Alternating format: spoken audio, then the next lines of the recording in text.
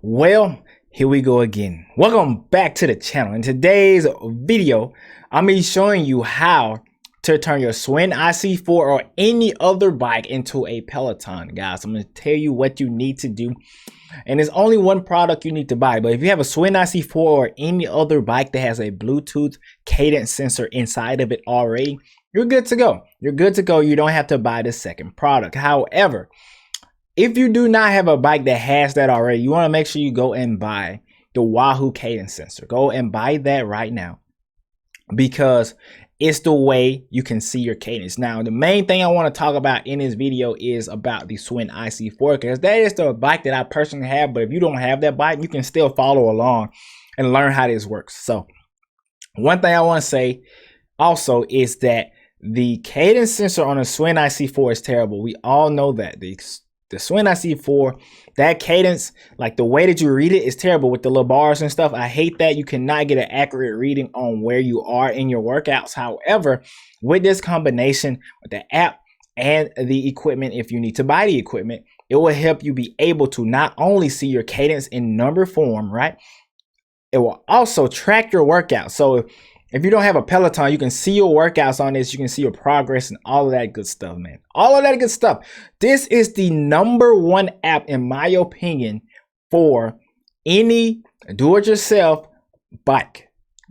In my opinion, guys, it's my opinion. This is the #1 app that you need. So let's go ahead. I'm going to go to my tablet, and I'm going to show you guys exactly what I'm talking about. So if you go to the Play Store and type in Wahoo, this is the app, man, the Wahoo Fitness Workout Tracker. This is the #1 app for your cycling bike right now. This is it.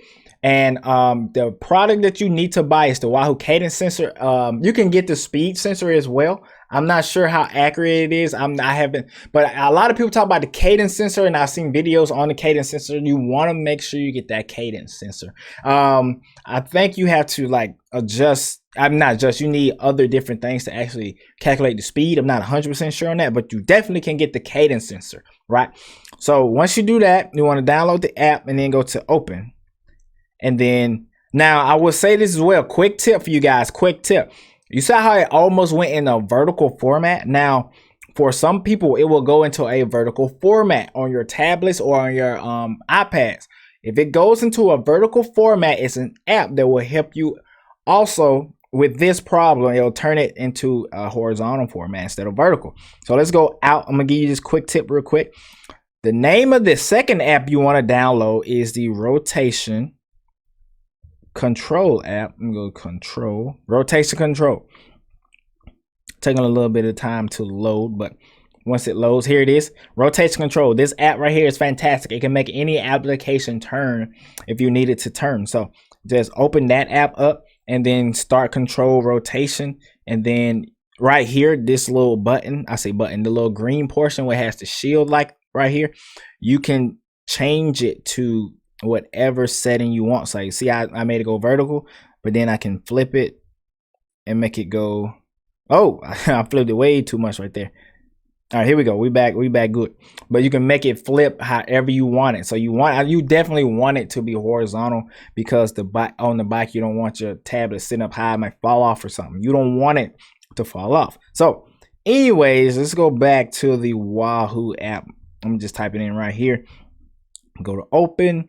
And so here we go. It's searching. I'm not connected to my bike right now, so it's not going to find it. But once you're on the app and you're right here, you want to go to edit. You'll see edit right here in the corner.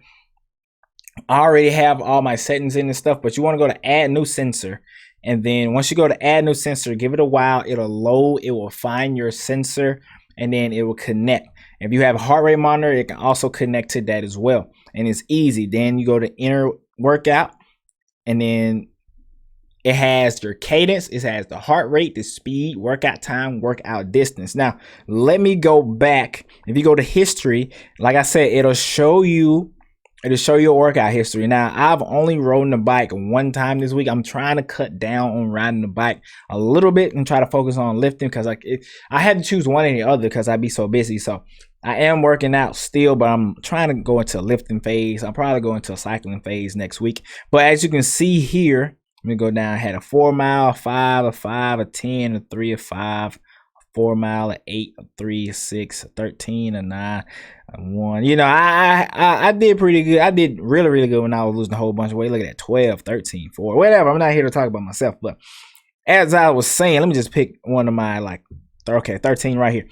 As you can see, that's the distance. You know, it's not gonna, of course, ain't gonna have elevation. You know, the average speed, the total time, all that good stuff. Actually, it tracks these metrics. Look at this. You can see, you know what I'm saying, all this good stuff right here. A lot of information, heart rate zone, your peaks that you had, the cadence, max cadence. Now, 125 is the max cadence that I think the Schwinn can pick up. I probably was high. If it said 125, I probably was higher than that. But normally, I don't have to go higher than that. But I will say, I think that's as high as the Schwinn will pick up. But usually, if I'm hitting a 125, I need to be adding some more resistance to my workouts. But that is all you need to do. And let me give you another tip. You see that little black arrow right here in the corner? You hit that. You know, you can switch profiles of your different workouts and stuff. And right now I got mine on indoor cycling, and I edited it to how I need it to be. So this app right here is the #1 app in order to make your bike a Peloton, man. Turn any bike into a Peloton. I have a Schwinn IC4. I love that Schwinn IC4, but if you have I don't know, Echelon or something, I don't know, I'm just naming stuff. Whatever kind of bike you have, you can use this for whatever you need. And here's the profiles right here. So if you want to create another workout profile, you can create another workout profile using that. I might make a separate video on just this entire app, how to go through it, how to connect different stuff, do a review of it, how do I like it, which you can kind of tell already from this video. I'll do all that in a separate video. But look, if you have not already, man, make sure you subscribe to the channel. Make sure you hit that like button, man. I really would appreciate it. Thank you guys for watching. I'll see you in the next video. Don't forget, continue to grind, continue to shine, and never give up on the journey.